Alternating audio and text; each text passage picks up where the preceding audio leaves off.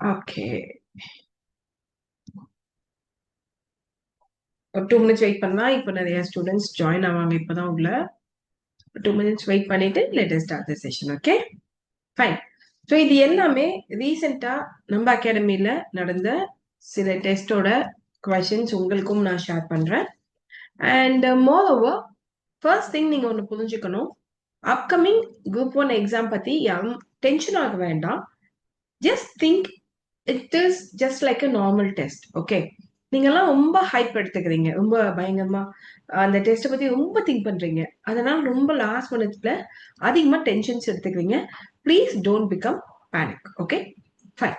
என்னால முடிஞ்ச அளவுக்கு இந்த 2-3 நாள் முடிஞ்ச சில முக்கியமான விஷயங்களை நான் உங்க கூட ஷேர் பண்றேன். அது ஷேர் பண்றதின் வழியாக உங்களுக்கு என்னால என்ன சப்போர்ட் பண்ண முடியுமோ கண்டிப்பா நான் உங்களுக்கு செய்றேன். சரிங்களா? மேம் லா கமிஷன் வீடியோல வாய்ஸ் கிளியரா இல்ல. பிட் நாய்ஸ் வருது மேம். கிளியரா இருக்கிற மாதிரி இல்ல. ஓகே. ஷூர் மோனிஷா. ஆக்சுவலி பேக்கிரவுண்ட்ல வந்து பின்னாடி இருக்க பில்டிங்கோட ஏசி ஏசியோட டிஸ்டர்பன்ஸ் ஆக்சுவலி அது. But we have decided to move. So don't worry. அதுக்கு ஏதாவது பிளான் பண்ணிட்டு தான் இருக்கோம். கண்டிப்பா. என்னன்னா இப்போதைக்கு அதுக்காக வெயிட் பண்ணா உங்களுக்கு வீடியோஸ் குடுக்க லேட் ஆகுது. அதனால முடிஞ்ச அளவுக்கு இருக்கிற டைம்ல ப்ரொடக்டிவா குடுக்கலாம்னு சொல்லி ஏதோ குடுத்துட்டு இருக்கோம். வேற ஒண்ணும் இல்ல. ஓகே. டே பை டே போகும்போது கண்டிப்பா ஃபியர் இருக்க தான் செய்யும். பயம் இருக்கலாம். ஆனா அதிக பயமும் உங்கள பேனிக் ஆக்கிடும். ஃபார் எக்ஸாம்பிள் கண்ணுக்கு எதிர்ல article 17 is related to untouchability அப்படின்னு நல்லாவே தெரிஞ்சு வச்சிருப்பீங்க. ஆனா உங்களோட டென்ஷன் என்ன பண்ணும்னா அந்த நிமிஷம் ஆர்டிகிள் 17க்கு பதிலாக நீங்க ஆர்டிகிள் 18 சூஸ் பண்ண உங்களை தள்ளி விட்டுரும். At the same time latest tag ஏன்ற ஆப்ஷன்ல ஆர்டிகிள் 17 இருக்கும். ஆனா உங்களோட டென்ஷன் என்ன பண்ணும்னா ஆர்டிகிள் பி ஷேட் பண்ண வச்சிடும். இந்த மாதிரி தவறுகள் உங்க டென்ஷன்னால அதிகமா ஏற்பட சான்ஸ் உண்டு. அதனாலதான் சொல்றேன் தயவு செஞ்சு பயப்பட வேண்டாம். It is just exam. லைஃப்ல எவ்வளவோ பிரச்சனைகள் இருக்கு. 1 minute please.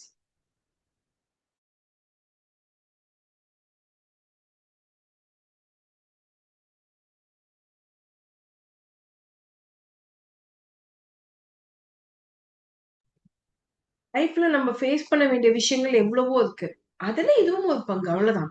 அதனால ப்ளீஸ் டோன்ட் யூனோ ரெகுலரா எனக்கு நிறைய ஸ்டூடெண்ட்ஸ் டெக்ஸ்ட் பண்றீங்க மேம் எனக்கு ரொம்ப பயமா இருக்கு தூக்கம் வரல அப்படின்ட்டுலாம். நிம்மதியா தூங்குங்க. நம்ம வேலையை பண்றோம் அவ்வளவுதான்ட்டு. சரியா? இப்ப ஃபர்ஸ்ட் ஒரு கொஸ்டின் பார்க்கலாமா? The prime minister of India at the time of his appointment. அதாவது பிரைம் மினிஸ்டர் அவர்களினுடைய பதவி நிமித்தம் அப்பாயின்மெண்டின் பொழுது. ஓகே? இதுல எப்படி இருக்கணும்ட்டு 4 ஆப்ஷன் குடுத்திருக்கு. நான் உங்களுக்கு மோஸ்ட்லி இங்கே ஆன்சர் குடுத்துட்டேன். ஆனா, இப்போ இந்த மாதிரி ஒரு கொஸ்டின் எக்ஸாம்ல கேட்டா, இது சரியா தப்பான்ற அனாலிசிஸ் நான் பண்ணி காமிச்சிருவாங்க. Need not necessarily be a member of one of the house of the parliament, but must become a member of one of the house within 6 months. இதுதான் கரெக்டான ஸ்டேட்மெண்ட். காரணம் என்னன்னா, நம்ம கான்ஸ்டிடியூஷன்ல ஆர்டிகல் 75ல என்ன சொல்லியிருக்குன்னா, ஒரு பர்சன் அந்த நிமிஷம் எம்பியா இல்லனா கூட சரி அமைச்சர் ஆகலாம். அமைச்சர்னு சொல்லும்போது பிரைம் மினிஸ்டரும் சரி மற்றும் கவுன்சில் ஆஃப் மினிஸ்டர் இதுல எந்த பதவியில வேணாலும் இருக்கலாம். ஆனா 6 மாதத்துக்குள்ள ராஜ்யசபா அல்லது லோக்சபாக்குள்ள எய்தர் எலெக்டட் ஆல் நாமினேட்டட், நல்லா ஞாபகம் வச்சுக்கோங்க, தேர்ந்தெடுக்கப்பட்ட அல்லது நியமனம் செய்யப்பட்ட நாமினேட்டட் மெம்பரா கண்டிப்பா போயிடணும். சப்போஸ் 6 மாசத்துக்குள்ள அவங்களால போக முடியல அப்படின்னா அதுக்கப்புறம் தான் அவங்க பதவி பறிபோகுமே தவிர அதுக்கு முன்னாடி கிடையாது. உதாரணத்துக்கு இப்ப வந்து இந்திரா காந்தி இறந்துட்டாங்க. இந்திரா காந்தி இறந்த நிமிஷம் Rajiv Gandhi was not MP. ஆனா ராஜீவ் காந்தியை பிரைம் மினிஸ்டர் அப்பாயிண்ட் பண்ணாங்க. அப்போ பிரைம் மினிஸ்டர் அப்பாயிண்ட் பண்றதுக்கு அந்த நிமிஷம் நான் எம்பியா இருக்கணும்னு எந்த கட்டாயமும் கிடையாது. ஆனா 2வது ஸ்டேட்மெண்ட் என்ன கொடுத்திருக்காங்க? Need not necessarily be a member of one of the houses of parliament but must become a member of Lok Sabha within 6 months. ஆனா இங்க கண்டிப்பா லோக்சபால தான் மெம்பர் ஆகணும்னு கொடுத்திருக்கு. இது தப்பு. ஆக்சுவலி இந்த ப்ரொவிஷன் இருக்கு. எந்த நாட்டுல இருக்குன்னா யூகே பார்லிமெண்ட்ல இருக்கு. யூகே பார்லிமெண்ட்ல என்ன கண்டிஷன்னா கண்டிப்பா பிரைம் மினிஸ்டர் கீழவைன்னு சொல்லக்கூடிய ஹவுஸ் ஆஃப் காமன்ஸ் அப்படின்ற வீட்ல இருந்து தான் வரணும்ன்ற கட்டாயம். இப்ப நம்ம ஊர்ல லோக்சபா மாதிரி யூகே பார்லிமெண்ட்ல ஹவுஸ் ஆஃப் காமன்ஸ்னு ஒரு வீடு இருக்கு. அங்க இருந்து தான் பிரைம் மினிஸ்டர் வரணும்ன்ற கட்டாயம் அந்த நாட்டுல உண்டு. ஆனா இந்தியால அப்படி கிடையாது. இந்தியால ராஜ்யசபா அல்லது லோக்சபா எங்க இருந்து வேண்டும்னாலும் நம்ம பிரைம் மினிஸ்டரை சூஸ் பண்ணிக்கலாம். அதே மாதிரி must be member of one of the house of parliament. அப்போ பிரைம் மினிஸ்டரா இருக்கும் பொழுதே எம்பியா இருக்கணும்னு சொல்லியிருக்காங்க, கிடையாது. Must be member of Lok Sabha, அதுவும் கிடையாது. சோ இப்போ இந்த கொஸ்டின் தெளிவா இருக்கீங்களா? Can we go to the next question? Next one. President can make regulation for the peace, progress and good governance of Andaman Nicobar Island, Lakshadweep, Dadar, Nagar Havali, Diu Daman. So, president நினைச்சா Andaman Nicobar, Dadar Nagar Hawalli, தயூ Daman இதற்கெல்லாம் சட்டங்கள் இயக்கலாம். Rules and ரெகுலேஷன்றதும் சட்டங்கள் தான். அந்த இடத்திற்கான அமைதிக்காகவும் நல் நடத்தைக்காகவும் சட்டங்கள் இயக்கலாம்னு சொல்லியிருக்காங்க. Perfectly correct. கான்ஸ்டிடியூஷன் பிரசிடென்ட்டுக்கு அந்த அதிகாரத்தை கொடுத்திருக்கு. யூனியன் டெரிட்டரிஸ்னாலே பொதுவாகவே அதிகாரம் யார்கிட்ட இருக்கும்னா பிரசிடென்ட் கிட்ட தான் இருக்கும். இதை ஞாபகம் வச்சுக்கோங்க. இப்ப ரெண்டாவது ஸ்டேட்மெண்ட், அப்ப இந்த ஃபர்ஸ்ட் ஸ்டேட்மெண்ட் கரெக்ட். இப்ப ரெண்டாவது ஸ்டேட்மெண்ட் கரெக்டா தப்பான்னு பார்க்கலாம். Governor can legislate by making regulation when the assembly of Pondicherry is suspended or dissolved. பாண்டிச்சேரியில அசம்பிளி இருக்கிற வரைக்கும், அதாவது அசம்பிளினா எம்எல்ஏக்கள் மற்றும் chief minister and council of minister, இந்த டீம் இருக்கிற வரைக்கும் பிரசிடென்ட் நானோ இல்ல கவர்னரோ உள்ள போக முடியாது. ஆனா இந்த டீமை சஸ்பெண்ட் பண்ணினாலோ அல்லது டிசால்வ் பண்ணினாலோ யார் இங்க சட்டங்கள் இயக்குவாங்க அப்படின்றதுதான் ரெண்டாவது ஸ்டேட்மெண்ட். இப்ப இங்க ரெண்டாவது ஸ்டேட்மெண்ட்ல கவர்னர் செய்வாங்கன்னு கொடுத்திருக்கு. பொதுவாக அங்க கவர்னர் இருப்பாங்கதான். ஆனா பாண்டிச்சேரியோட அசம்பிளி சஸ்பெண்ட் அல்லது டிசால்வ் ஆனா கவர்னர் எதையும் செய்யக்கூடாது. அந்த நிமிஷம் பிரசிடென்ட்டுக்கு எல்லா அதிகாரமும் வந்துடும். அப்ப இந்த இடத்துல second statement is wrong. Because அங்க கவர்னர் செய்வார்னு கொடுத்திருக்க. நல்லா ஞாபகம் வச்சுக்கோங்க. இதை யார் செய்யணும்? பிரசிடென்ட் தான் செய்யணும், கவர்னர் செய்யக்கூடாது. ஓகேங்களா? சோ இந்த ரெண்டு கொஸ்டின் தெளிவா இருக்கீங்களா? இனி நல்லா ஞாபகம் வச்சுக்கோங்க. ஏன்னா நிறைய ஸ்டூடெண்ட்ஸ் என்ன பண்ணுவாங்கன்னா, இப்போ ஒரு ஸ்டேட்ல பாத்தீங்கன்னா ஸ்டேட் லெஜிஸ்லேட்டிவ் அசம்பிளி டிசால்வ் ஆயிடுச்சுன்னா எல்லா அதிகாரமும் கவர்னருக்கு போயிடும். பொதுவாக இது எங்கன்னா ஒரு நார்மலான ஸ்டேட்ல. இதே பாயிண்ட் மைண்ட்ல ஞாபகம் வச்சுக்கிட்டு பாண்டிச்சேரிக்கு ஆன்சர் பண்ணிடுவாங்க. ஏன்னா பாண்டிச்சேரியிலும் கவர்னர் இருக்காதுன்ட்டு. ஆனா பாண்டிச்சேரிக்கு கொஞ்சம் டிஃபர் ஆகும்.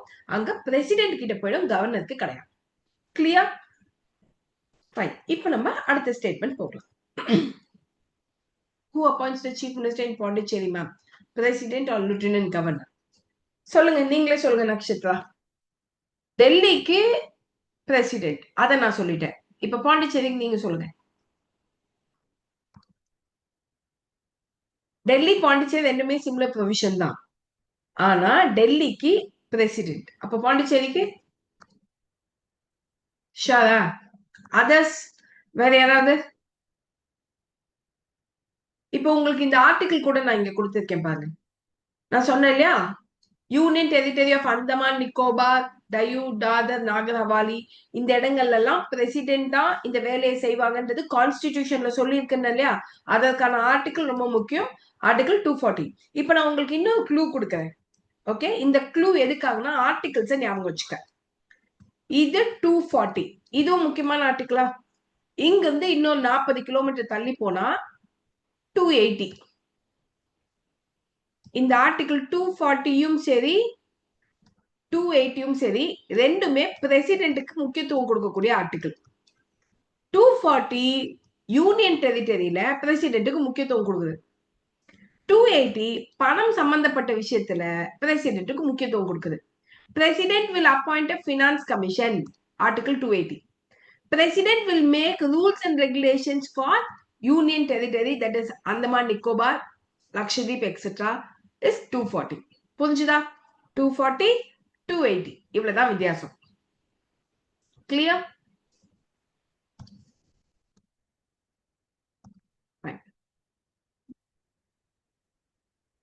ஒரே நிமிஷம்.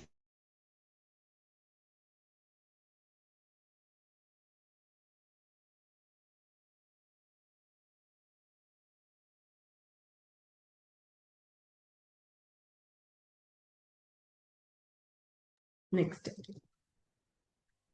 which of the following is correct about the prime minister? இப்ப இந்த கேள்வி வந்து பிரைம் மினிஸ்டர் சம்பந்தப்பட்ட கேள்வி. ஓகேங்களா? சோ பிரைம் மினிஸ்டர் அப்படின்னு சொல்லும் போது எப்பவுமே பிரைம் மினிஸ்டர் பத்தி ஒரு கொஸ்டின் கேட்பாங்க. அதுலயும் இந்த மாதிரி கொஸ்டின்ஸ் ரொம்ப ஃப்ரீக்வெண்டா கேட்கக்கூடிய ஒரு question. Okay, he is the head of the cabinet, he is the head of the zonal council, interstate council, NITI Aayog, nuclear command authority. இந்த மாதிரி எதுக்கெல்லாம் பிரைம் மினிஸ்டர் ஹெட்ன்றது ரொம்ப காமனா கேட்கக்கூடிய கொஸ்டின். ஆனா நமக்கு என்னன்னா, நம்ம எல்லாருக்குமே தெரிஞ்ச ஒரு விஷயம் என்ன, he is the head of the cabinet, he is the head of the council of minister. இதெல்லாம் நமக்கு தெரிஞ்ச விஷயம். ஆனா is he the head of the zonal council ன்னு கேட்டா கிடையாது. Because home minister is the head of the zonal council. அப்ப two தப்புனாலே நமக்கு ஏபிசி வராது. அப்ப டி தான் ஆன்சர். ஈஸியா கண்டுபிடிச்சிடலாம். இது எலிமினேஷன் மெத்தட். ஆனா எப்பவுமே நமக்கு எலிமினேஷன் மெத்தட் கை கொடுக்குமான்னு கேட்டா கை கொடுக்காது. இப்ப சப்போஸ் சிலயும் 2 ஆப்ஷன் இல்லைன்னு வச்சுப்போமே, 2 ஆப்ஷன்ல டை ஏற்பட்டுருச்சு. இப்ப அடுத்ததை வச்சுதான் நம்ம கண்டுபிடிக்கணும். நமக்கே தெரியும் இன்டர்ஸ்டேட் கவுன்சில் நித்தி ஆயோக். நித்தி ஆயோக்ல பிரைம் மினிஸ்டர் த ஹெட். ஏன்னா நித்தி ஆயோக் என்பது பிளானிங் கமிஷனுக்கு பதிலாக வந்த அமைப்பு இல்லையா? சரி, இப்ப உங்க எல்லாருக்கும் ஒரு question, open question. NITI Aayog எந்த வருஷம் எந்த டேட் ஃபார்ம் ஆச்சு? when did NITI Aayog was created? which date ஓட சொல்லணும்.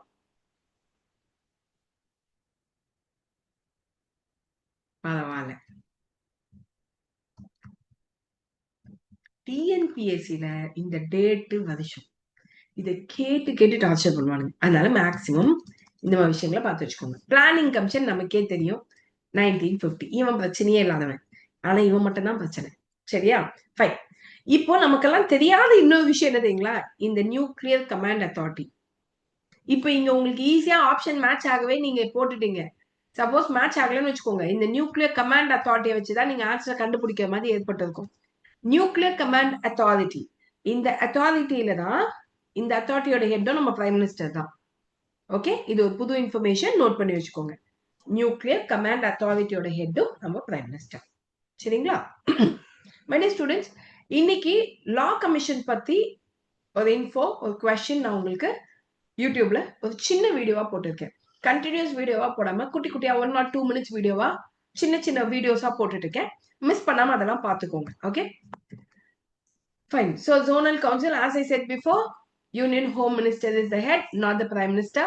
State Reorganization Act 1956 மூலமா தான் ஃபர்ஸ்ட் நமக்கு வந்து இன்டெகிரேஷனுக்காக, கோஆபரேட்டிவ் ஃபெடரலிசம்காக ஒரு ஜோனல் கவுன்சில் ஒன்று தேவைன்னு சொல்லி ஒரு இனிஷியேட்டிவ ஃபர்ஸ்ட் கொண்டு வந்திருப்பாங்க. இதுக்கு அடுத்துதான் நம்ம வந்து இன்டர்ஸ்டேட் கவுன்சில், ஜோனல் கவுன்சிலுக்குலாம் முக்கியத்துவம் கொடுக்கணும்னு சில கமிஷன்ஸும் ரெக்கமெண்ட் பண்ணியிருப்பாங்க.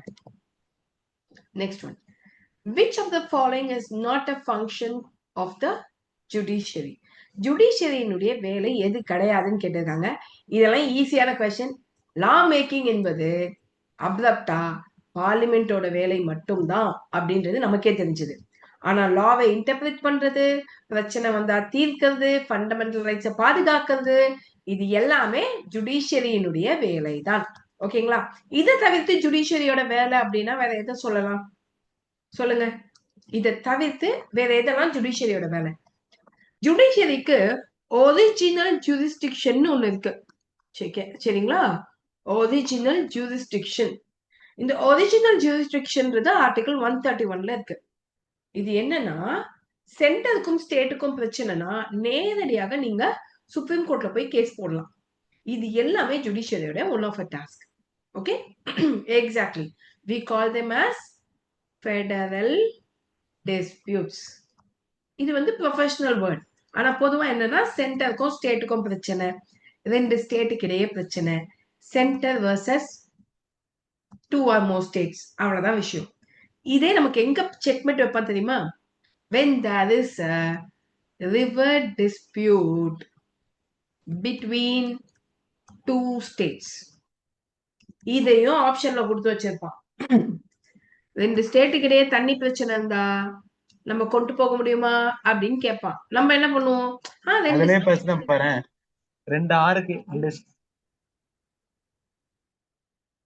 என்னாச்சு? who is that? 2 ஆளுக்கும் சொல்லுங்க, யாரும் சொல்லுவீங்களே. அதே கொஸ்டினா? யார் இது? ஃபைன்.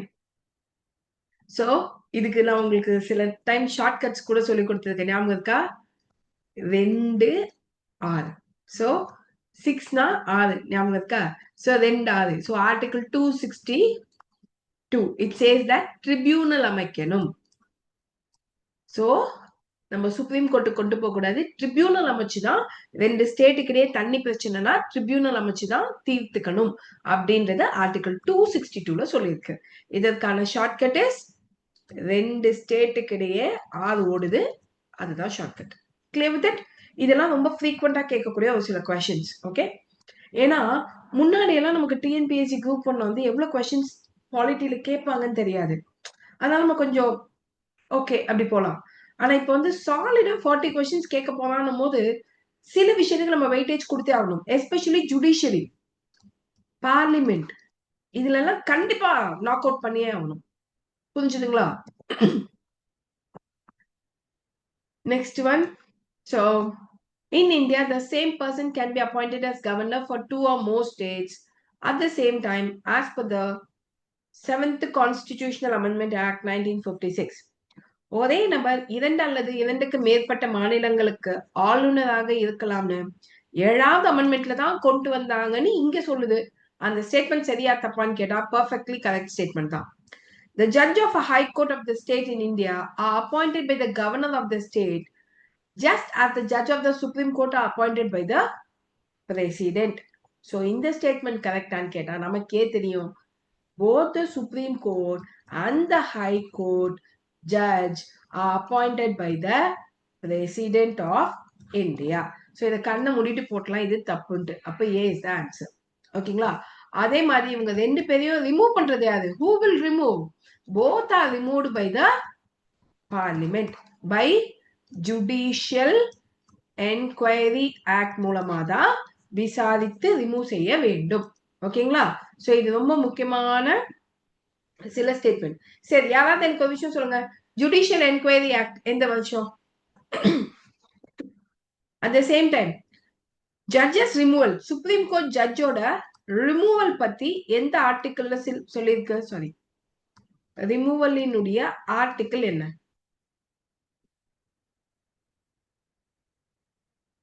வெரி குட், 168 சொல்றீங்க.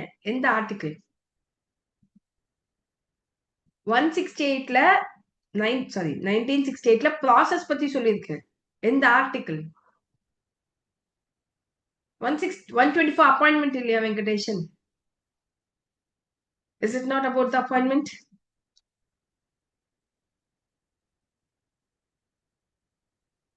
சொல்லுலியோவா? It is said. நிறைய ஸ்டூடெண்ட்ஸ் இங்க கன்ஃபியூஸ் ஆயிடும். ஒரே ஆர்டிகிள்ல தான் அப்பாயின்மெண்ட் பத்தியும் இருக்கும், ரிமூவல் பத்தியும் இருக்கும். சரிங்களா? சோ இதுதான் ஜுடிஷியரியோட முக்கியமான விஷயம். சரி, next. Which of the following is incorrect னு கேட்டிருக்காங்க. No procedure has been laid down in the Constitution of India for the removal of a governor from his or her post. So ஒரு கவர்னரை எப்படி remove பண்ணணும்னு கான்ஸ்டிடியூஷன்ல எதுவுமே சொல்லலன்னு சொல்லியிருக்காங்க. இது இங்க வந்து கொஸ்டின் இன்கரெக்ட் எதுன்னு கேட்டிருக்காங்க. பட் இது பெர்ஃபெக்ட்லி கரெக்ட் ஸ்டேட்மெண்ட். கான்ஸ்டிடியூஷன்ல எதுவுமே சொல்லல. ஏன்னா கான்ஸ்டிடியூஷன்ல என்ன சொல்லியிருக்கு?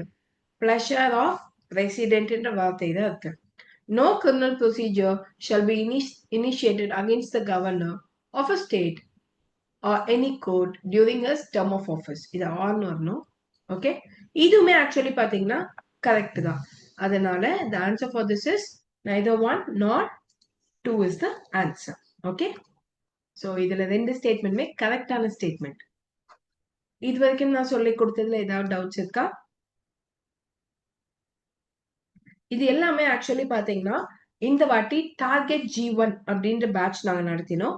அதுல Mach test 5 Mach test full test நடத்தினோம். அதுல ஒன் ஆஃப் கொஸ்டின் பேப்பர்ல இருந்த பாலிட்டி கொஸ்டின்ஸ் தான். சரிங்களா?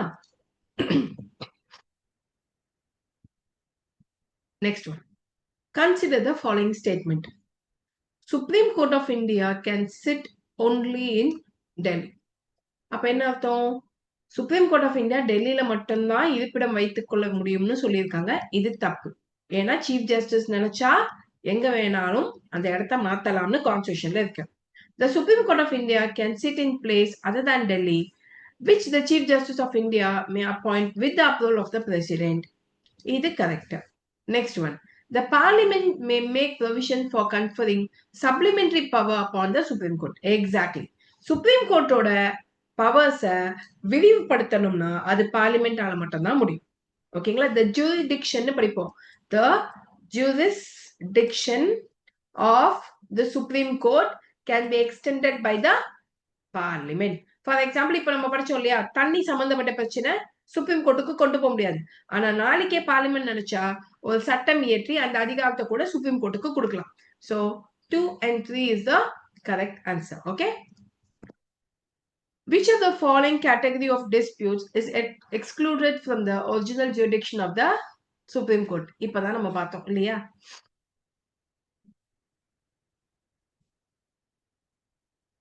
Between the government of India, one or more state, between two or more states. Between the resident of two or more states. 2-3 ஸ்டேட்டுக்கு இடையே ரெசிடென்ட்ஸ்க்கு இடையே சண்டை வந்தா சுப்ரீம் கோர்ட்டுக்கு கொண்டு போக முடியுமானா கொண்டு போக முடியாது. சரிங்களா? நெக்ஸ்ட். ஆக்சுவலி இதை டக்குன்னு பார்க்கும்போது நம்ம கன்ஃபியூஸ் ஆயிடும். என்னன்னா இப்ப நான் உங்களுக்கு இ ஆப்ஷன் இங்க கொடுக்கல. சப்போஸ் இங்க மட்டும் இ ஆப்ஷன் இருந்துச்சுன்னு வச்சுக்கோங்க. அதாவது 100% படிச்சவங்க கண்டுபிடிச்சிருவாங்க. 20% எக்ஸாமுக்கு படிச்சவங்க இ ஆன்சரா போட்டுருவாங்க. இந்த 50% படிச்சவங்க ஏதோ படிச்ச மாதிரியும் இருக்கு ஆனா படிக்காத மாதிரியும் இருக்குன்ட்டு அவங்களும் கடைசியில இ தான் லேண்ட் ஆவாங்க. ஓகே, அந்த மாதிரி ஒரு கொஸ்டின் தான் இது. So you have to be very conscious when there is a question like this. Okay, fine. Which article of Indian Constitution deal with the establishment of High Court? So இதுவும் ரொம்ப டைரக்டான question. Article 214. Actually நல்லா ஞாபகம் வச்சுக்கோங்க my tears. Supreme கோர்ட்டுக்கு 1 to 4 சரியா? High கோர்ட்டுக்கு just இந்த 2 number. Okay, அதே மாதிரி பிரசிடென்டோட ஆர்டினன்ஸ் மேக்கிங் பவர் பாத்தீங்கன்னா 123. இதே கவர்னரோட ஆர்டினன்ஸ் மேக்கிங் பவர் பாத்தீங்கன்னா ஜஸ்ட் இது 213. இந்த மாதிரி சில ஷார்ட்கட்ஸ் நீங்க ஃப்ரீக்வெண்டா ஆர்டிகிள்ஸ் கஷ்டமா இருக்கு மேம் அப்படின்றவங்க நான் சொல்ற மாதிரி இதே மாதிரி நீங்க எழுதி பாத்தீங்கன்னாலே மோர் தேன் சஃபிஷியன்ட். ஈஸியா ஆர்டிகிள்ஸ் எல்லாம் மெமரைஸ் பண்ணிக்கலாம். ஓகேங்களா? Articles is not basically a tough part. It's rather a smart part நான் சொல்லுவேன். இன்ஃபேக்ட் இந்த 123 ஞாபகம் வச்சுக்கிறதுக்கு கூட ஒரு ஷார்ட்கட் இருக்கு. ஃபார் எக்ஸாம்பிள் ஆர்டினன்ஸ்ன்றது நம்ம தமிழ்ல பார்க்கும்போது அவசரமாக போடப்படுகின்ற சட்டங்கள். அவசரமாக போடப்படுகின்ற சட்டங்கள். பார்லிமெண்ட் இல்லாத டைம்ல டியூ டு சம் அர்ஜென்சி, எமர்ஜென்சின்னு சொல்லிடக்கூடாது, ஏன்னா மீனிங் மாறிடுது. அதனால அர்ஜென்சினால பார்லிமெண்டோட ஆப்சன்ஸ்ல due to urgency the president will make a law. அததான் நம்ம ஆர்டினன்ஸ் சொல்றோம் இல்லையா? அப்போ பிரைம் மினிஸ்டர் சொல்லாம பிரசிடென்ட் போட மாட்டார். அப்ப பிரைம் மினிஸ்டர் கெடு கொடுக்குறார் பிரசிடென்ட்டுக்கு. என்னன்ட்டு, நான் 1 2 3 என்றதுக்குள்ள நீ எனக்கு லா மேக் பண்ணி கொடுக்குற அப்படின்னு பிரைம் மினிஸ்டர் கட்டாயப்படுத்தி பிரசிடென்ட் போடக்கூடியதுதான் ஆர்டினன்ஸ். அப்போ 1 2 3 இஸ் ஆர்டினன்ஸ் ஆஃப் பிரசிடென்ட். இதுல ஜஸ்ட் ஒரு சின்ன changes governor. Okay, fine. Next one. Which authority appoints the judge of a high court? We all know it is the president. இதெல்லாம் ரொம்ப ஃப்ரீக்வெண்டா நமக்கு கொஸ்டின்ஸா வரக்கூடியது. Okay, என்னன்னா இந்த வாட்டி நம்ம ஒன்னு எக்ஸ்பெக்ட் பண்ணலாம், ஸ்டேட்மெண்டா கேட்க சான்சஸ் அதிகம் குரூப் 1ல. என்னன்னா இந்த வாட்டி நமக்கு 40 கொஸ்டின்ஸ்ன்றதுனால if my guess is right நம்ம இத 3 ஆங்கிள் பிரிச்சுக்கலாம். எப்படின்னா ஈஸி, மாடரேட், டஃப்ன்ட்டு. இந்த ஈஸி கொஸ்டின் பாத்தீங்கன்னா கண்டிப்பா 15 கொஸ்டின் ஈஸியா கொடுத்துருவோம். எப்படின்னா டைரக்டா இந்த மாதிரி. மாடரேட் கொஸ்டின்ஸ் எப்படி கேட்பான்னா நமக்கு 2 ஸ்டேட்மெண்ட்ஸ் கொடுத்து. Okay, tough question assertion and ரீசனா கேட்க சான்ஸ் உண்டு. என்னோட கெஸ் கரெக்ட்னா இது ஒரு 5 கொஸ்டின் மாட்டிடும், இதுல ஒரு 10 கொஸ்டின் வந்துடும். பேலன்ஸை எதுல நம்ம சேர்க்கறதுன்னு தெரியல. அப்படிதான் குவாலிட்டி வரத்துக்கு வாய்ப்பு உண்டு. ஓகேங்களா? எஸ்பெஷலி கேசஸ் நிறைய ஸ்டூடெண்ட்ஸ் கேக்குறீங்க மேம் கேசஸ் எல்லாம் படிக்கணுமான்ட்டு. கேசஸ் கண்டிப்பா தேவைதான். பட் என்னன்னா லாஸ்ட் மினிட் ப்ரிப்பேர் பண்ற ஸ்டூடெண்டா இருந்தா cases will make you much more burden. So நாளைக்கு ஒரு செஷன் இருக்கு. அந்த செஷன் வேணா அட்டென்ட் பண்ணுங்க. ஓகே? எல்லா ஸ்டூடெண்ட்ஸ்க்காகவுமே நான் வந்து என்னோட ஸ்டூடெண்ட்ஸ்க்காக மெயினா இந்த கேசஸ் இதெல்லாம் பிளான் பண்ணியிருக்கேன். பட் அது ஓப்பன் டு ஆல் நான் கொடுக்குறேன். ஸோ தட் நீங்களுமே பார்த்துக்கோங்க. உங்களுக்குமே அது யூஸ்ஃபுல்லா இருக்கலாம். ஓகேங்களா? ஃபால்ட்டி போட்டுருவோம் மேம். கான்ஃபிடன்ஸ் இருக்கு. ஃபால்ட்டி போட்டீங்கனாலே முக்காவாசி நம்ம தப்பிச்சிடலாங்க. அண்ட் யூனிட் 5யும் பயப்பட வேணாம். ஏன்னா தமிழ்நாடு அச்சீவ்மெண்ட்ஸ் எல்லாமே பார்த்துருக்கீங்க. Okay? Which high court has jurisdiction over multiple states? So இதுவும் Guwahati is the answer. Guwahati High Court பாத்தீங்கன்னா அஸ்ஸாம், நாகாலாந்து, மிசோரம், அருணாச்சல் பிரதேஷ் இந்த 4 ஸ்டேட்டுக்குமே காமனானது கவுஹாத்தி. இதே மாதிரி பாம்பே பாம்பே ஹைகோர்ட் பாத்தீங்கன்னா Maharashtra and Goa. Okay, then Kerala high court Kerala and Lakshadweep.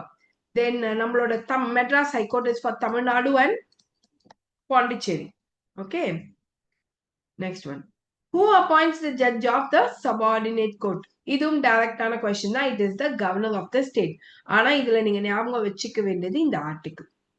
Article 233 says that the governor of the state appoints the district judge in consultation with the high court exercising the jurisdiction of the state. So high court கிட்ட கேட்டுட்டு high court judges கிட்ட கேட்டுட்டு then the district judge will be appointed by the governor. Okay. Next one. Which of the following statement is true about the subordinate court? Subordinate court பத்தி எந்த விஷயம் நல்லது, அதாவது எது சரியானவைன்னு கேட்டிருக்க. They function under the direct supervision of the Supreme Court ன்னு கொடுத்திருக்கு. They are controlled by respective high court. Their judges are appointed by the Prime Minister. Prime Ministerக்கும் subordinate courtக்கும் சம்பந்தமே கிடையாது. ஃபர்ஸ்ட் அதாவது சுப்ரீம் கோர்ட்டுக்கும் சபார்டினேட் கோர்ட்டுக்கும் சம்பந்தம் இருக்கான்னு கேட்டா அதுவும் கிடையாது. They have jurisdiction over constitutional matter. கிடையவே கிடையாது. கான்ஸ்டிடியூஷனல் மேட்டர்னாலே சுப்ரீம் கோர்ட் தான். ஹை கோர்ட்லயே கான்ஸ்டிடியூஷனல் மேட்டர் போட்டாலும் it is a matter fit to be handle by the supreme கோர்ட்னு சொல்லி ஹை கோர்ட்டே சுப்ரீம் கோர்ட்டுக்கு அனுப்பி விட்டுருவோம். அப்ப the answer is B only. அது எங்க சொல்லியிருக்குன்னா ஆர்டிகிள் 235. அப்ப இதுக்கு முன்னாடி நீங்க பார்த்தது 233 அப்பாயின்மெண்ட் ஆஃப் டிஸ்ட்ரிக்ட் ஜட்ஜ். சரியா? இது 235. புரிஞ்சுதா? இதை ஞாபகம் வச்சுக்கோங்க. Which of the following is not audited by the CAG? இது CAG. So state government, government companies, central government இதெல்லாமே ஆடிட் பண்றது CAG தான். பிகாஸ் நம்ம CAG பத்தி படிக்கும் போதே இண்டிபெண்டன்ட் அண்ட் இன்டகிரேட்டட் சிஏஜின்னு படிப்போம். அதுக்கு என்ன அர்த்தம்னா நம்ம ஒரே சிஏஜியை வச்சுட்டு யூனியன் வேலையும் வாங்குவோமா, ஸ்டேட்டோட வேலையும் வாங்கிப்போமா. ஆனா இதுல இந்த முனிசிபாலிட்டி இருக்கு இல்லையா, நம்ம கார்பரேஷன், இவங்களது மட்டும் சிஏஜி பார்க்க மாட்டாங்க. மற்றபடி state government accounts, central government accounts, எல்லா கம்பெனியோட அக்கௌண்ட்ஸ், கவர்மெண்ட் கம்பெனி அக்கௌண்ட்ஸ் எல்லாத்தையும் சிஏஜி பார்ப்பாங்க. புரிஞ்சுதா? இதை ஞாபகம் வச்சுக்கணும். ஓகே, இங்க ஒரு வேர்ட் கொடுத்திருக்கு. இது மேக்சிமம் சில இடங்கள்ல மட்டும்தான் இந்த ஸ்டேட்மெண்ட்ஸ் இருக்கு. ஓகே, அதனால இதை நோட் பண்ணி வச்சுக்கோங்க. சிஏஜி டைரக்டா ஆடிட் பண்ணலனாலும் முனிசிபல் இன்ஸ்டிடியூஷன்ஸ் எல்லாத்தையும் ஆடிட் பண்றது பாத்தீங்கன்னா state local fund audit department. ஸ்டேட்ல லோக்கல் ஃபண்ட் ஆடிட் பண்றதுக்குன்னு ஒரு டிபார்ட்மெண்ட் இருக்கு. அவங்க மூலியமாவோ இல்ல அவங்க டெசிக்னேட் பண்ற அத்தாரிட்டி ஒரு பிரைவேட் ஆடிட்டரை ஹையர் பண்ணி ஆடிட் பண்ணுவாங்க. இதை ஞாபகம் வச்சுக்கோங்க. இது மேக்ஸிமம் புக்ஸ்ல கிடையாது. Okay, consider the following incorrect statement. இப்ப இதுல எது இன்கரெக்ட்னு கேட்டிருக்காங்க. Election Commission resolved the disputes relating to split merger of recognized political party. Perfectly correct. ஒரு கட்சி ரெண்டா உடஞ்சா அந்த பிரச்சனையை தீர்த்து வைக்கிறது யான்னு கேட்டா எலெக்ஷன் கமிஷன் தான். அப்ப அது கரெக்டான statement. Okay, election commission of India is a 5-member பாடின்னு கொடுத்திருக்கு. இது தப்பான statement. It is a 3-member body. இப்ப இங்க கேள்வி என்ன கேட்டிருக்கான்? இன்கரெக்ட்னு கேட்டிருக்கான். நம்ம என்ன பண்ணுவோம், அவசரப்பட்டு இந்த ஸ்டேட்மெண்ட்டை படிச்சுட்டு ஏன் ஆன்சர்னு ஷேட் பண்ணிடுவோம். ஆனா கொஸ்டின் இஸ் இன்கரெக்ட். அப்ப இதுக்கு ஆன்சர் என்ன? B is the answer. Is it clear? So இதெல்லாம் ரொம்ப ஃப்ரீக்வெண்டா நம்ம பண்ணக்கூடிய சில மிஸ்டேக்ஸ். எலெக்ஷன் கமிஷன் பத்தி சொல்லணும்னா 1950ல இருந்து 1989, 1989ல இருந்து 1990, 1990ல இருந்து 1993, 1993 ஸ்டில், இப்படி நம்ம 4ஆ பிரிச்சுக்கலாம். என்னடா மேம் ஏதோ டெரகோட்டா டால்ஸ் எல்லாம் வரைகிறாங்களேன்னு நினைக்க வேண்டாம். This will make you sharp in your memories, okay?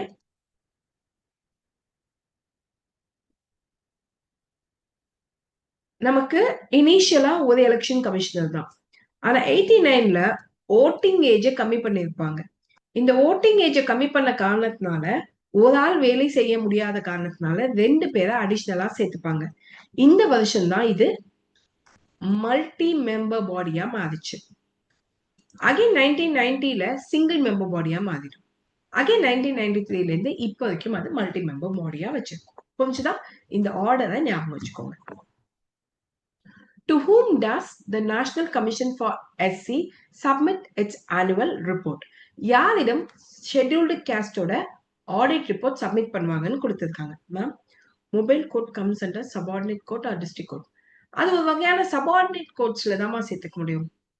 Actually நீங்க சபார்டினேட் கோட் டிஸ்ட்ரிக்ட் கோட்னே பிரிக்க கூடாது ரம்யா. பிகாஸ் ஏன் நான் சொல்றேன், நமக்கு டிஸ்ட்ரிக்ட் கோர்ட்டுக்கு கீழே தான் சபார்டினேட் கோர்ட்டே. சரிங்களா? டிஸ்ட்ரிக்ட் கோர்ட்டுக்கு கீழே தான் நம்ம அதை சபார்டினேட் கோர்ட்டே சொல்லுவோம். மொபைல் கோர்ட்ஸ் எல்லாம் நம்ம இப்போ கிரியேட் பண்ணது ஈஸி ஆல்டர்னேட்டிவ் டிஸ்பியூட் ரெசல்யூஷன் மெக்கானிசம்காக கொண்டு வந்த பிளாட்ஃபார்ம்ஸ் தான் அதெல்லாம். National commission for schedule caste submit its annual report யார்கிட்ட அப்படின்னா டு த பிரசிடென்ட். இவங்க நேரடியாக பார்லிமெண்ட்டுக்கு சப்மிட் பண்ண முடியாது, பிரசிடென்ட் கிட்ட சப்மிட் பண்ணுவாங்க. பிரசிடென்ட் அதை பார்லிமெண்ட்டுக்கு சப்மிட் பண்ணுவாங்க. அண்ட் இவங்களுக்கான article is 338. And national commission for எஸ்டிக்கான article 338A. And national commission for பிசிக்கான article 338B. B for B. இதை ஞாபகம் வச்சுக்கோங்க. ஓகேங்களா? இப்போ which committee examines the budgetary allocation and expenditure? இது ரொம்ப ரொம்ப முக்கியமான பாயிண்ட். கமிட்டியில இந்த பினான்சியல் பேஸ்டு கமிட்டிஸ் எப்பவுமே முக்கியம். அதிலும் இது ரொம்ப முக்கியம். மேக்சிமம் இதுக்கு எஸ்டிமேட் கம்பெனியே ஆன்சரா போட்டுருவாங்க. தப்பு. பப்ளிக் அக்கவுண்ட் கமிட்டியை தான் சொல்லணும். பப்ளிக் அக்கவுண்ட் கமிட்டி தான் பட்ஜெட் போது எவ்வளவு அலோகேட் பண்ணிருக்காங்க, எவ்வளவு செலவு பண்ணிருக்காங்கன்றத செக் பண்றதுக்கு they are responsible. It reviews the audit report of the CAG and ensures financial accountability in government spending. So CAG கொடுக்கக்கூடிய ரிப்போர்ட்டை ரிவ்யூ பண்ணி அது அக்கௌண்டபிளா இருக்கா அப்படின்றத, அதாவது ஸ்பெண்டிங் கரெக்டா பண்ணிருக்காங்களா அப்படின்றத பொதுமக்கள் சார்பாக ரிவ்யூ பண்றது இந்த பப்ளிக் அக்கவுண்ட் கமிட்டி தானே தவிர எஸ்டிமேட் கமிட்டி கிடையாது. ஆஃப்டர் நேம் சேஸ் எஸ்டிமேட் கமிட்டின்றது மதிப்பீடு, மதிப்பு போடுவாங்க இதுக்கு இவ்வளவு வர்த்தா அப்படின்ட்டு. ஆனா பப்ளிக் அக்கௌண்ட்ன்றது பப்ளிக்கு அக்கௌண்டபிள். இப்படி ஞாபகம் வச்சுக்கோங்க. அந்த நேம வச்சு அந்த கமிட்டியோட வேலையை நீங்க ஞாபகம் வச்சுக்கலாம். பப்ளிக் அக்கௌண்ட் அப்படின்னா பப்ளிக்கு அக்கௌண்டபிளான கமிட்டி. அப்போ பணம் கொடுத்தது வர்த்தா இல்லையான செக் பண்றது அவங்கதான். இப்ப இந்த ப்ராசஸ் ஆஃப் பட்ஜெட்டை நம்ம அரேஞ்ச் பண்ணணும். இது டக்குன்னு பார்க்கும்போது ரொம்ப கன்ஃபியூஸ்டா இருக்கும். நமக்கு ஈஸியான ஆன்சர் கண்டுபிடிச்சிடலாம். பிரசன்டேஷன் ஆஃப் பட்ஜெட் இதான் ஃபர்ஸ்ட் ப்ராசஸ் இல்லையா? ஆனா நாலுத்துலயுமே ஃபர்ஸ்டா தான் கொடுத்து வச்சிருக்கான். அப்ப அதை வச்சு ஆன்சர் கண்டுபிடிக்க முடியாது. சரி, லாஸ்ட் ப்ராசஸ் என்ன? பாசிங் ஆஃப் பினான்சியல் பில் தான் லாஸ்ட் ப்ராசஸ். அப்போ 2 லாஸ்ட்ல இருக்கணும். ஓகே, 2 லாஸ்ட்ல இருக்கு. அப்ப பி தான் ஆன்சர். சரிப்பா, சப்போஸ் 2 ஆப்ஷன்ல பி இருக்கு. ஃபர்ஸ்ட் கண்டுபிடிச்சாச்சு, லாஸ்ட் கண்டுபிடிச்சாச்சு. அப்போ பாசிங் ஆஃப் அப்ராப்ரியேஷன் பில்லுன்றது அதுக்கு முன்னாடி வரணும். ஓகே, அடுத்தது வேற என்ன வரலாம்? ஜெனரல் டிஸ்கஷனா இருக்கட்டும், இல்ல departmental committee vote on grant, இதெல்லாம் எப்போ ஆனா பட்ஜெட்டை வச்சதுக்கு அப்புறமா ஜெனரல் டிஸ்கஷன். அதுக்கு அடுத்தது டிபார்ட்மெண்டல் கமிட்டிக்கு போகும். அதுக்கு அடுத்து ஒவ்வொரு டிமாண்டுக்கும் ஓட்டிங் நடக்கும். ஓட்டிங் நடந்ததுக்கு அப்புறமா பில்லு பாஸ் ஆகும். ஃபர்ஸ்ட் அப்ராப்ரியேஷன் பில் பணம் எடுக்கிறதுக்கான பில். அடுத்தது பினான்சியல் பில், புது வரவுக்கான பில். பொதுவா நிறைய ஸ்டூடெண்ட்ஸ்க்கு இந்த அப்ராப்ரியேஷன் பில்லுக்கும் பினான்சியல் பில்லுக்கும், அதாவது பட்ஜெட் டைம்ல போடக்கூடிய இந்த 2 பில்லுக்கு வித்தியாசம் தெரியறது இல்ல. எக்ஸ்பெண்டிச்சருக்காக போடக்கூடியது அப்ராப்ரியேஷன் பில், புது இன்கம்கானது பினான்சியல் பில். புரிஞ்சுதா? எனக்கு புதுசா இந்த வருமானம் வரணும் அப்படின்றதுக்காக போடக்கூடியது பினான்சியல் பில். நம்ம பட்ஜெட் போது புதுசா இந்த ரெவென்யூ வரதுக்காக ஒரு ப்ரப்போசல் வச்சிருப்பாங்க. அப்ப அது பினான்சியல் பில்லா ரைஸ் ஆகும். இதே புது செலவுக்காக ஒரு ப்ரப்போசல் வச்சிருப்பாங்க. அதை நீங்க அப்ரூவ் பண்ணும்போது அப்ராப்ரியேஷன் பில்லா அப்ரூவ் பண்ணுவீங்க. வித்தியாசம் புரிஞ்சுதா? இதுதான் இந்த ரெண்டுத்துக்கும் இடைப்பட்ட வித்தியாசம். ரெண்டுமே பணம் சம்பந்தப்பட்டது தான். பட் இது இன்கம் பார்ட், இது expenditure part. Which of the following is not a feature associated with a money bill?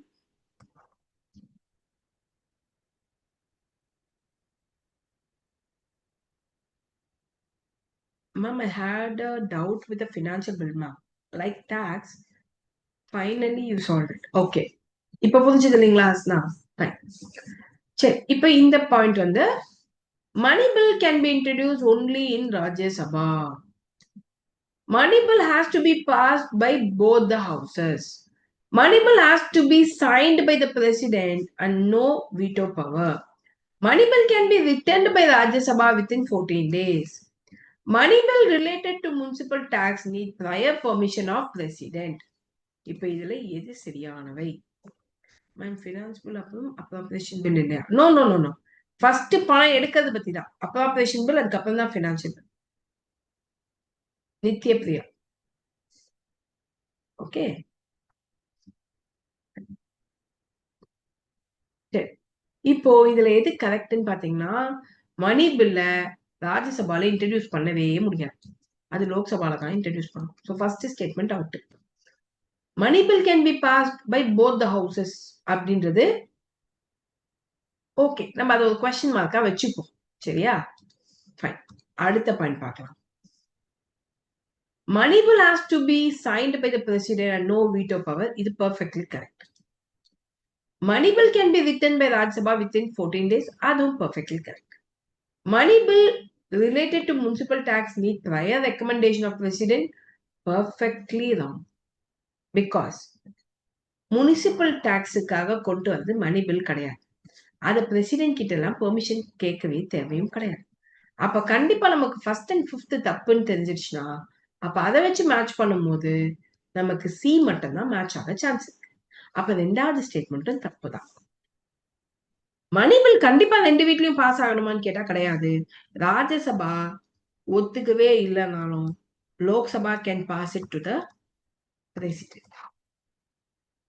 14 டேஸ்க்குள்ள ராஜ்யசபா எஸ் சொன்னாலும் சரி, நோ சொன்னாலும் சரி, the Lok Sabha will send the bill to the president. Are you clear?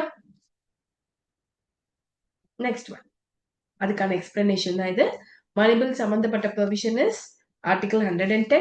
Article 109 also talks about the money பில்லோட procedure. நல்லா ஞாபகம் வச்சுக்கோங்க. ஒரு பில் லோக்சபால இருந்து ராஜ்யசபாக்கு மூவ் ஆகும் போது இந்த இடத்துல நம்மளோட ஸ்பீக்கர் ஸ்பெஷலா சீல் போட்டு சைன் போடுவாங்க. அதை தான் நம்ம வந்து அந்த சீல் சைன் இருந்தாதான் அது மணி பில்.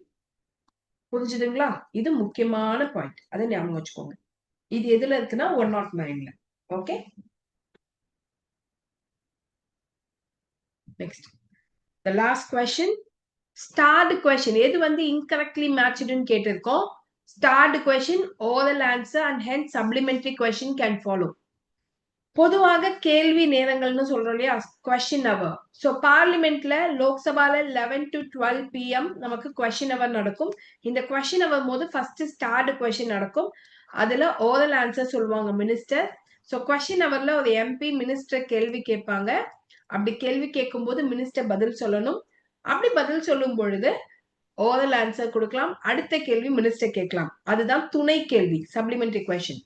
அன்ஸ்டார்ட் கொஸ்டின்றது ஒரு குறிப்பிட்ட நாட்களுக்கு முன்னாடியே கேள்வி அனுப்பிடுவாங்க. அன்னைக்கு ரிட்டன் ஆன்சர் எழுதி சப்மிட் பண்ணணும். துணை கேள்விகள் கேட்க இயலுமான்னு கேட்டா முடியாது. ஆனா இங்க கேட்க முடியும்னு சொல்லியிருக்கு. அப்ப இதுதான் இன்கரெக்ட் ஆன்சர். அங்க இன்கரெக்ட்லி மேட்ச் தான் கேட்டிருக்காங்க. ஷார்ட் நோட்டீஸ்ன்றது 10 நாளைக்கு முன்னாடி நோட்டீஸ் கொடுத்து ஓரல் ஆன்சர் கேட்பாங்க. நம்ம ஓரலா பதில் சொல்லணும். புரிஞ்சுதா? So these are the questions. So I think இன்னைக்கு நான் சொல்லி கொடுத்த இந்த 20 question உங்களுக்கு ஒரு நல்ல எக்ஸ்போஷர் அபவுட் 20 டிஃபரெண்ட் டாபிக்ஸ் பத்தி கொடுத்துருக்கோம்னு நினைக்கிறேன். நாளைக்கு வேற டிஃபரெண்ட் டாபிக்கோட நான் உங்களுக்கு ஒரு குவிக் ரிவிஷனா, அதாவது இப்ப நம்ம பார்த்தது different topics, parliament, judiciary, that this, but எல்லாமே உங்களுக்கு ஒரு நல்ல எக்ஸ்போஷர் கொடுத்துருக்கோம், ஒரு ஃபாஸ்ட் ரிவிஷனா இருக்கும். Ma'am, if any one house can pass the bill, that time ordinance பாசிபிளா? If any one house pass the bill, that time ordinance பாசிபிளா? மணி பில் வந்து ஆர்டினன்ஸா கொண்டு வர முடியுமான்னு கேக்குறீங்களா? I think is that. Lavanya, உங்களோட கொஸ்டின் வந்து உங்க கொஸ்டின் என்னால புரிஞ்சுக்க முடியல. கேன் யூ ரிப்பீட் பா?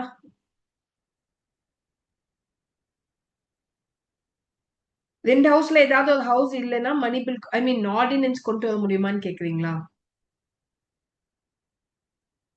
முடியும். ஆர்டினன்ஸோட first condition, when either house of the parliament, okay, when either house னு சொன்னாலே ஏதாவது ஒரு வீடு, அல்லது when both the houses of the parliament is absent, அப்பதான் கொண்டு வருவாங்க. ராஜ்யசபாவுக்கு லோக்சபால ஆள் இல்ல, லோக்சபாவுக்கு ராஜ்யசபால ஆள் இல்ல, அப்பயும் கொண்டு வரலாம். ஓகேங்களா? வேற ஏதாவது டவுட்ஸ் இருக்கா?